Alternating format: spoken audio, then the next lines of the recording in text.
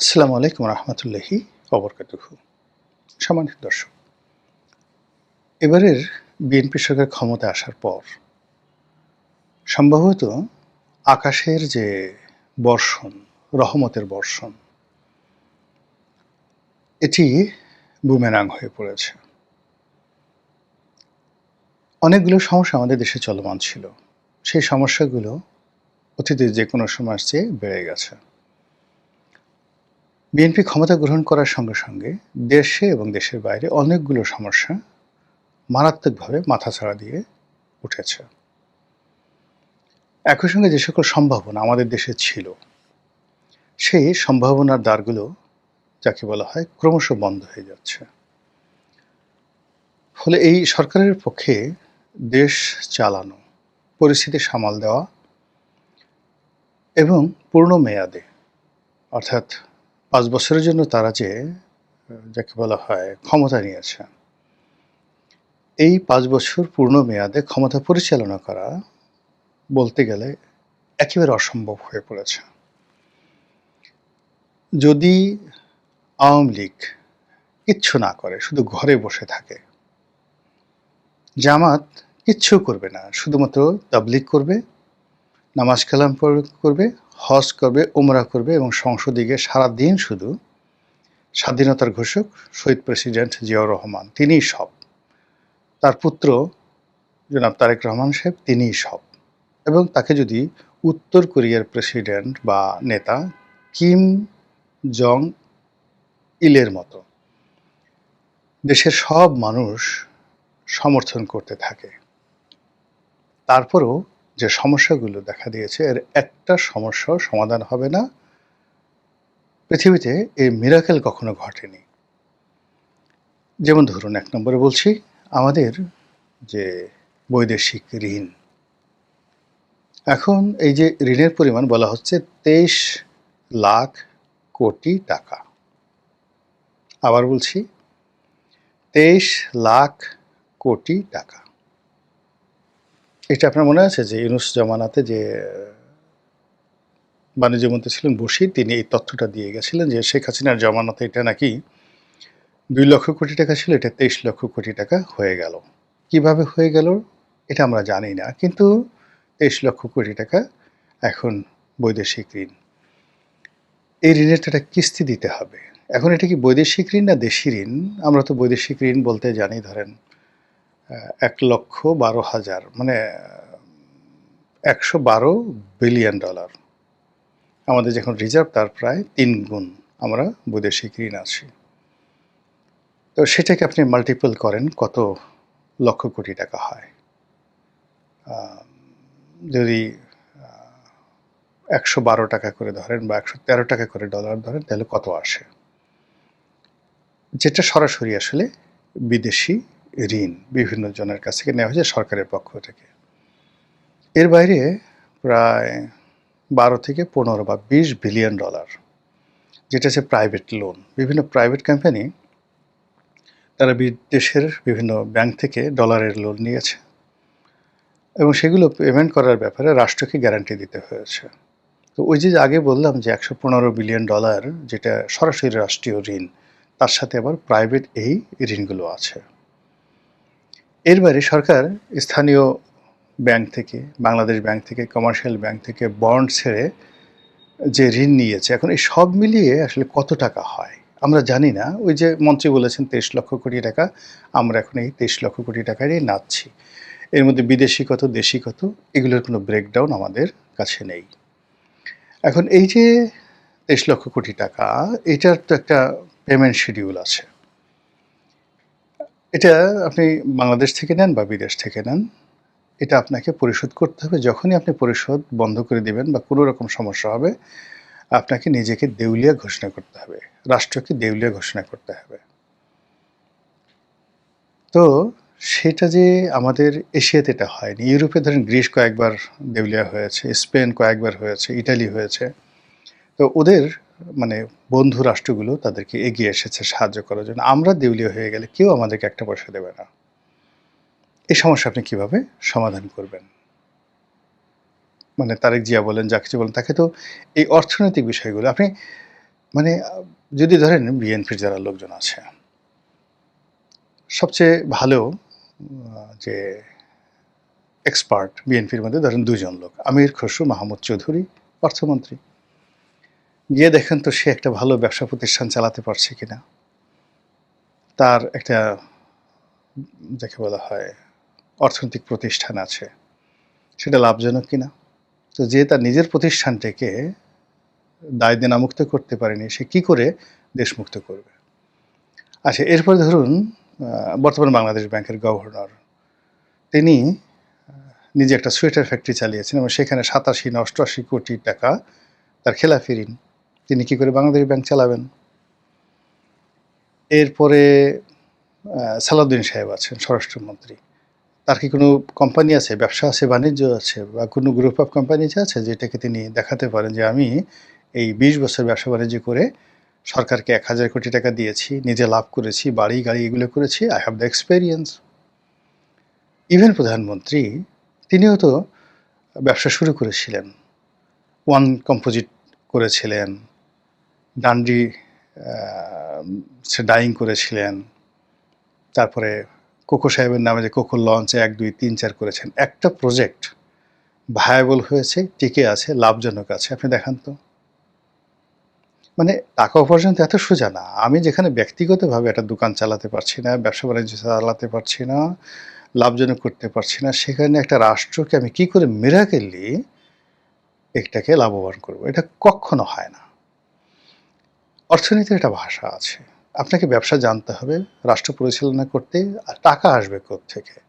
তা আমাদের যে খরচের যে খাতগুলো, সেই খরচের খাতগুলো যেখানে চলে আসছে যে আমাদের বাজেটের জন্য ৮ লক্ষ কোটি টাকা লাগবে, স্টাফদের বেতন, বিভিন্ন ব্যাংকের সুদ, দেশের বিদেশের ব্যাংকগুলোর সুদ এবং ঋণ পরিশোধ, এবং এই যে রাস্তাঘাট, পুল, ব্রিজ, কালভার্ট এগুলো মেরামত করা, বাৎসরিক কিছু উন্নয়ন কর্মকাণ্ড করা, যেখানে প্রায় ৩ লক্ষ কোটি টাকার এই এডিবি, অ্যানুয়াল ডেভেলপমেন্ট প্ল্যান লাগে। মানে এই যে ৮ লক্ষ কোটি টাকার কথা বলি, এর মধ্যে ধরেন ২ লক্ষ কোটি টাকা বিদেশ থেকে আমরা ঋণ আনি, বা ৩ লক্ষ কোটি টাকা বিদেশ থেকে ঋণ আনি, আর বাকি ৫ লক্ষ কোটি টাকা আমরা আমাদের লোকাল যে সোর্সগুলো আছে সেই সোর্স থেকে আমরা রেভিনিউ কালেকশন করি। সেই সোর্সগুলো কি? ভ্যাট, আয়কর, অবকারী শুল্ক, কাস্টমস, ডিউটি অ্যান্ড এক্সাইজ, এরপর যে ভূমিকর, অন্যান্য যে সকল কর আছে, সব মিলিয়ে আমরা এই টাকাটা উপার্জন করি। এর মধ্যে 80% বা 90% কর আসে সেই আয়কর থেকে, কাস্টমস থেকে, ভ্যাট থেকে। তো এখানে নর্মাল যে টার্গেট, এই বাজেটের সাথে যেটা কমপ্লাই করে ৮ লক্ষ কোটি টাকার যে বাজেট আপনি করবেন, এই বাজেটের সাথে কমপ্লাই করে আপনার যে টার্গেট, সেই টার্গেটে এই বছরে টার্গেটের চাইতে মিনিমাম ১,২০,০০০ কোটি টাকা আপনার কম ইনকাম হবে। মানে জাস্ট অর্ধেক। আপনি চালাবেন কি করে? ১,২০,০০০ কোটি টাকা আপনি কোত্থেকে পাবেন? কেউ আপনাকে তো দেবে না। আর আপনি যদি এখন এই কস্ট কার্টেল করতে যান, আজকে যদি সেনাবাহিনীর সব লোকদেরকে বলেন যে তোমাদের বেতন অর্ধেক করে দেওয়া হলো, কোনো ট্রেডিং নাই, পোশাক নাই, কিচ্ছু নাই। পুলিশকে যদি বলেন যে আচ্ছা ঠিক আছে, চাকরি করলে করো, না করলে না করো, অর্ধেক বেতন আর অর্ধেক লোক ছাঁটাই করে দেন, কয়েক ঘন্টা টিকতে পারবেন? কি অবস্থা চলবে? এখন এই যে ঢাকা চিটাগাং হাইওয়ে আছে, আপনি যদি মেরামত না করেন, মেট্রো রেল মেরামত না করেন, যে জিনিসগুলো রয়েছে কোনো কিছু আপনি না করেন, এডিবি যদি আপনি বাস্তবায়ন না করেন, গ্রামীণ অবকাঠামো অর্থনীতি যদি আপনার চালু না থাকে, কেউ তো আপনার দল করবে না। তো টেন্ডার নাই, টেন্ডারবাজি নাই, টিয়ার নাই, কাবিখা নাই, কোনো কিছু নেই, কেউ রাজনীতিতে আগ্রহী হবে না। ফলে আপনি দেশ চালাবেন কীভাবে বলেন? এটা সম্ভব নয়। আবার এখন দেশের যে অবস্থা, সেই করোনার পর থেকে আজ পর্যন্ত ক্রমান্বয়ে ব্যবসা কমছে, বিদেশে লোক পাঠানো কমে যাচ্ছে, একটার পর একটা শিল্প কলকারখানা বন্ধ হয়ে গেছে। নতুন সেই গত ২ বছরে ৫০ লাখ লোক বেকার হয়ে গেছে। আর 50 লাখ নতুন শ্রমশক্তি যোগ হয়েছে, তারাও বেকার। মোট 1 কোটি নতুন বেকার, মানে যাদের চাকরি ছিল তারা চাকরি হারিয়ে ফেলেছে, আর যাদের চাকরি হওয়ার কথা তাদের কোনো চাকরি হচ্ছে না। এই 1 কোটি লোকই যে বার্ডেন ফর দ্য নেশন। এমনি আমাদের দেশে যেটা হলো 18 কোটি মানুষ, 18 কোটি মানুষের মধ্যে শ্রমিক মানে শ্রমজীবী মানুষ হায়েস্ট 6 কোটি। তো 6 কোটির মধ্যে আপনার 3 কোটি নারী, 3 কোটি পুরুষ। নারীদের একটা বিরাট অংশ, এখন 80% নারী শুধু গৃহকর্ম করে, বাইরে তারা কাজকর্ম করে না। দেশে বিদেশে নারীদের কত সংখ্যা, সব মিলিয়ে 50 লাখ নারী আছেন, আর বাকি 3 কোটি নারীর মধ্যে 2.5 কোটি নারী ঘরে বসে থাকে। এই যে পুরুষরা যে কাজগুলো করে, যে অর্থাৎ 3 কোটি পুরুষ, এই 3 কোটি পুরুষের মধ্যে বিদেশে আছে 1 কোটি, বাংলাদেশে আছে 2 কোটি। এই 2 কোটি লোক কাজ করে। এই 2 কোটি বাংলাদেশে যারা আছে তাদের মধ্যে 1 কোটি বেকার। তাহলে বুঝতে পারেন যে ইকোনমি, এগুলো আপনাকে খুব বেশি দূরে যেতে হবে না, আপনি নিজেই শুধু এই ক্যালকুলেশনটা করেন যে আপনি কিভাবে আপনার রাষ্ট্রটা চালাবেন, এবং এই 8 লক্ষ কোটি টাকা আপনি আপনার বাজেটের জন্য কোথা থেকে আনবেন, কে আপনাকে দেবে, কতদিন আপনাকে দেবে। এই বিষয়গুলো নিয়ে সরকারের মধ্যে কোনো রকম আতঙ্ক, হিসেব, খোলামেলা আলোচনা, এবং এই সকল ক্ষেত্রে যেটা জনমত গঠন করার জন্য, মানে সরকারের এই মুহূর্তে সবচেয়ে ভয়ের কারণ হলো সরকারি আমলা কামলা। তো তাদের উপর জনগণের একটা প্রেশার তৈরি করার জন্য যা দরকার সেটা সরকার শুরু করছে না, বরং সরকার বিভিন্ন বোগাস কথা বলছে। তারা আরও 5 লাখ লোককে সরকারি অফিসে নিয়োগ দেবে, আরও 5 লাখ।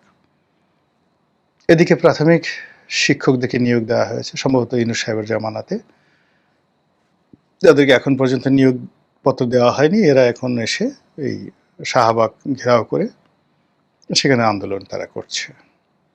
তো যেখানে আপনি এক্সিস্টিং যারা আছে তাদেরকে চালাতে পারছে না, সেখানে আপনি আরও 5 লাখ লোককে নিয়োগ দিবেন। তো এগুলোকে বলা হয় অবিমৃষ্যকারী, এগুলোকে বলা হয় আর্তপ্রবঞ্চনা, এগুলোকে বলা হয় ছেলে ভোলানো গল্প। রাষ্ট্র পরিচালনা এটা আপনি 24 ঘন্টার জন্য করতে পারেন, 48 ঘন্টার জন্য করতে পারেন, কিন্তু লং রানে আপনি যদি এই কাজগুলো করতে যান তাহলে আপনি ভালো করতে পারবেন না। যেটা বলছিলাম যে চলমান সমস্যাগুলো যেটা রয়েছে এটার 90% হলো অর্থনৈতিক সমস্যা। তো অর্থনৈতিক সমস্যা, এটার কোনো শর্টকাট এখানে সমাধান নেই। কোনো নবী রাসূল দেখাতে পারবেন না যারা আকাশ থেকে এনে নিজেরা খেয়েছেন এবং জনগণকে খাইয়েছেন। কোনো গাউস কুতুব ওলি আল্লাহ দেখাতে পারবেন না যিনি কাজ না করে এই কাজ চালাচ্ছেন। কোনো রাজা বাদশাহ মন্ত্রী মিনিস্টার দেখাতে পারবেন না যিনি ইনকাম না করে খরচ করেছেন। তার কাছে রাজভাণ্ডারে থাকতে হবে অথবা জনগণের কাছ থেকে কর আদায় করতে হবে। আমরা এই দেশে এখন এই যে কর ব্যবস্থা, সেই কর ব্যবস্থাতে সামনে যে সকল সিদ্ধান্তের কথা শুনতে পাচ্ছি, এনবিআর থেকে যে সকল কথাবার্তা বলা হচ্ছে করের পরিধি বাড়ানোর ব্যাপারে, এটা এই দুর্বল সরকার, এই মুহূর্তে দুর্বল সরকার, তার যতটুকু অস্তিত্ব আছে সেই অস্তিত্বটাকে এই জাতীয় রাজস্ব বোর্ড আবার বিপদে ফেলে দেবে। তার সঙ্গে যে ঘুষখোর কর্মকর্তা রয়েছে, দুর্নীতিবাজ কর্মকর্তা রয়েছে, কোর্ট কাছারি রয়েছে, বিচারালয় রয়েছে, সবার সঙ্গে যে অ্যাডাপশন অ্যান্ড কোঅপারেশন, এটা এই সরকারের জন্য এক মুহূর্তের জন্য এটা এখনো পজিটিভ হয়নি। ফলে আপনি কি টের পাচ্ছেন যে একটা অশরীর সংকেত, একটা ঝড়ের পূর্বাভাস, একটা ফিসফাস, কিংবা একটা অশান্তি কিংবা একটা অস্থিরতা চারিদিক থেকে ধেয়ে আসছে, অনেকটা কালবৈশাখীর মতো অথবা মরুঝড়ের মতো। মহান আল্লাহ আমাদের সবাইকে হিদায়াত দান করুন এবং হেফাজত করুন। আসসালামু আলাইকুম ওয়া রাহমাতুল্লাহি ওয়া বারাকাতুহু।